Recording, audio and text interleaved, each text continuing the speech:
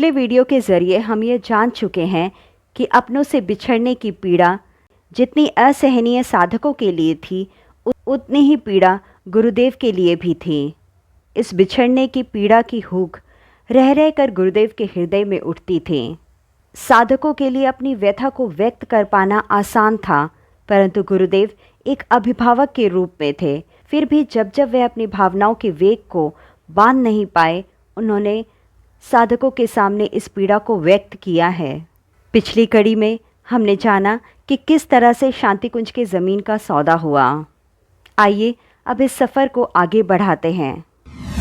आचार्य श्री की विकलता को देखकर, उनके मुख से वेदना भरे शब्दों को सुनने के बाद कई तपस्वी और मनस्वी लोग आश्चर्य में थे कि कैसे एक सिद्ध तपस्वी सन्यासी इस तरह से बर्ताव कर सकता है। क्यों अपनों से बिछड़ने की पीड़ा एक तपस्वी और सिद्ध पुरुष को व्याकुल कर रही है। ठीक ऐसी ही व्याकुलता का सामना तो भगवान कृष्ण ने भी किया था जब वे गोपियों से अलग हो रहे थे। खैर, प्रेम का संबंध ऐसा ही होता है, अटूट। बड़ौदरा के एक महायज्ञ में एक संत के साथ गुरुदेव का आमना सामना हुआ। उन संत का नाम था मोटा महाराज। आचार्य श्री उनके बारे में जानते थे। उनके तप, त्याग, साहित्य और संगठन के बारे में वे अवगत थे। उन्होंने आचार्य श्री को संदेशा भिजवाया कि वह भोजन मोटा महाराज के साथ ही करें। आचार्य श्री उन महाराज के व्रत से अच्छी तरह परिचित थे। वे भोजन और विश्राम में नियमित हैं। यदि निर्धारित समय से चूक हो जाए तो वे भोजन भी नहीं करते थे और ना ही विश्राम करते थे।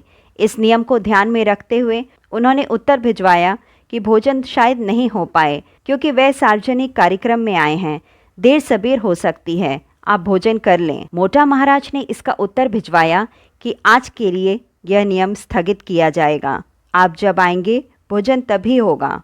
दोपहर के 12 बज गए थे। मोटा महाराज और आचार्य श्री भोजन के लिए बैठे तो अन्य कई विषयों पर चर्चा छिड़ी। उस विषय में अज्ञातवास पर जाना और जाने की बाद की व्यवस्था भी थी। मोटा महाराज ने आचार्य श्री से पूछा कि 2-2.5 साल बाद आप जाने वाले हैं, अपने इस परिवार को छोड़कर जाते हुए आप कैसा महसूस कर रहे हैं। आपने कई स्थानों पर यह कहा है कि कई बार रात को आप जाग उठते हैं, ठीक से सो नहीं पाते।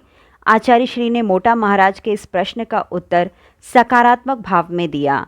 फिर मोटा महाराज ने कहा, आप जैसे तपोनिष्ठ ब्रह्मवेत्ता ऋषि को यह शोभा नहीं देता है। आप व्यथित हो सकते हैं, लेकिन कम से कम इसे जाहिर तो मत करिए। आचार्य श्री ने कहा कि अपनी स्थिति को छुपाना ठीक नहीं है।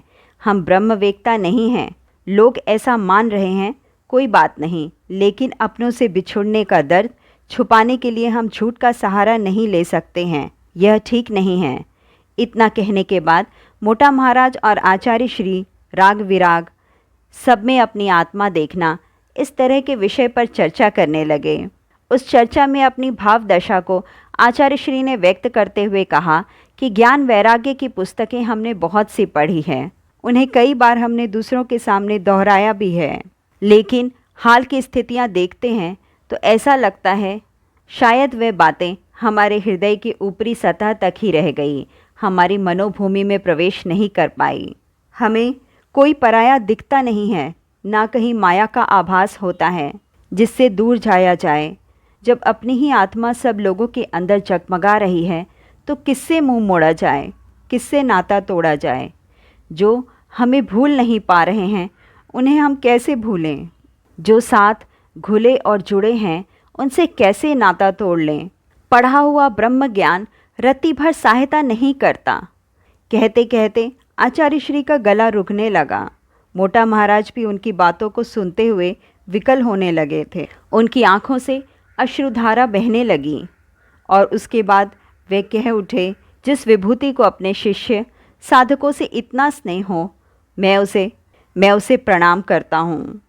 आचार्य श्री की स्थिति ठीक उस पिता जैसी थी जिसे 2.5 साल बाद अपने परिजनों, अपने साधकों से दूर जाना था। एक अन्य अवसर पर आचार्य श्री ने साधकों को संबोधित करते हुए कहा कि आप लोगों की आंखों से हम भले ही दूर हो सकते हैं, पर हमारी आंखों से आप लोग कदापि दूर नहीं होंगे। जिनकी आंखों में हमारे प्रति स्नेह और हृदय में भावनाएं हैं, उन सब की तस्वीर हम अपने कलेजे में छिपा कर ले जाएंगे। आचार्य श्री ने कहा, हम नहीं जानते कि साधकों के स्नेह का ऋण चुकाने का अवसर हमें मिल पाएगा या नहीं मिल पाएगा। यदि मिला तो हम उन देव प्रतिमाओं को सजाएंगे, उनकी आराधना करने में कोई कसर नहीं छोड़ेंगे। कई बार आचार्य श्री की भावना और वेदना, जिसे उन्होंने कसकर अपने हृदय में दबा के रखा था, वह साधकों के सामने छलक उठी। उस समय ऐसा प्रतीत हो रहा था कि एक ब्रह्मवेत्ता सिद्ध पुरुष, वह भी इस प्रेम के आवेग को सहन नहीं कर पाया। हरिद्वार के सप्त सरोवर क्षेत्र में 1.5 एकड़ जमीन का सौदा करने के बाद काफी दिन तक उधर जाना नहीं हुआ। बेचने वाले को ब्याने की रकम मिल गई थी, पर खरीदार का कुछ अता पता ही नहीं। जमीन के मालिक ने संदेश भिजवाया, उससे ज्यादा माताजी ने बार बार याद दिलाई, लेकिन आचार्य श्री यज्ञ सम्मेलन में बहुत ही व्यस्त थे। जमीन खरीदने की औपचारिक कार्यवाही में 8-10 दिन तो लग ही जाते हैं, लेकिन आचार्य श्री उतना भी समय नहीं निकाल पा रहे थे। पर उचित समय पर उसकी बकाया रकम चुका दी गई। करीब 28,000 रुपए में सौदा हुआ था। आचार्य श्री ने जिस झरने को देखकर जमीन का चुनाव किया था, वहां उन्होंने एक दीपक जलाया, हवन किया और फिर कुदाल चलाई। रामचंद्र सिंह, जो आचार्य श्री के साथ हरिद्वार गए थे, उन्होंने झरने का रास्ता साफ किया, एक क्यारी बनाई और तुलसी का पौधा रोपा। फिर यह निश्चय किया गया कि इस जगह सबसे पहले उन्हें एक कुटिया बनवानी है, जिसमें आते जाते लोग ठहर सकें। श्री रामचंद्र सिंह को आजीवन यहाँ रहने और सन 1971 में माताजी के आने पर उनकी सेवा करने का निर्देश दिया गया। आचार्य श्री ने इस काम की जिम्मेदारी जिस साधक को सौंपी थी, उसे अब आजीवन वहीं रहना था। उस साधक का नाम था रामचंद्र सिंह। बिहार के एक सामान्य परिवार में जन्मे रामचंद्र सिंह ने आजीवन सेवा का वचन दे दिया। उनके मुंह से सिर्फ इतनी ही बात निकली कि आपका कहना हमारे लिए आदेश है। लगभग 3 महीने के बाद एक साधक ने जानना चाहा कि इसी स्थान को चुनने के पीछे क्या कारण था। उसके मन में यह सवाल उथल पुथल मचा रहा था कि शायद इसके पीछे कोई गूढ़ सत्य हो, कोई आध्यात्मिक कारण, लेकिन वह साफ साफ नहीं पूछ रहा था। आचार्य श्री ने उसकी भावना का सम्मान करते हुए कहा कि इस क्षेत्र में किसी भी जगह 20 मिनट के लिए शांत होकर बैठो, सविता देव का ध्यान करो, तुम्हें स्वयं ही उत्तर मिल जाएगा। वह साधक पूर्व की ओर मुँह करके बैठ गया। स्वर्णिम आभा वाले सविता देव का ध्यान करने लगा। 20 मिनट तक एकाग्रचित्त बैठा रहा। घड़ी की सुइयां 20 मिनट से आगे बढ़ीं। 21, 22, 23, 24, 25, 30, 40 की रेखाएं पार करती हुई काफ़ी आगे निकल गई। आचार्य श्री ने उस साधक को वापस आने के लिए संकेत किया। हल्के से चुटकी बजाई, बोले, जाग विरजानंद, इस दृश्य में खो मत जाओ। आचार्य श्री ने यह बात धीमे स्वर में कही थी। उस साधक ने सुन लिया। वह तुरंत उठकर खड़ा हो गया। साधक का नाम कुछ और था। उठने के बाद उसने नए संबोधन पर आश्चर्य जताया। कहा कि ध्यान अवस्था में उन्हें कोई इसी नाम से पुकार रहा था। उसने अपना अनुभव सुनाया कि जहाँ वह बैठा था उसके स्थान के आसपास 4-5 गाय, ऋषि जैसी एक वृद्ध काया उन गायों की सेवा कर रही थी। वहाँ से 200 गज दूर एक अन्य ऋषि ध्यान में बैठा हुआ था। गौ सेवा और ध्यान का यह दृश्य इतना मनोरम था कि उनका उठने का मन ही नहीं हुआ। आचार्य श्री ने पूछा, उन ऋषि सत्ताओं को पहचानने की कोशिश की? उस साधक ने नहीं में गर्दन हिलाई। आचार्य श्री ने कहा कि वह प्रतीति महर्षि विश्वामित्र और वशिष्ठ की थी। उन ऋषियों ने किसी युग में यहाँ तप किया।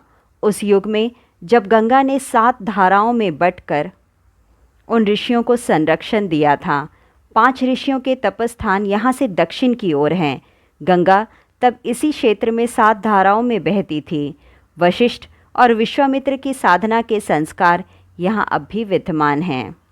आगे की कड़ी में हम जानेंगे जिस माँ को आचार्य श्री ने वचन दिया था कि तुम्हारे रहते हम द्वारकाधीश की इस नगरी को कभी छोड़कर नहीं जाएंगे, उस माँ की अंतिम विदाई कैसे हुई।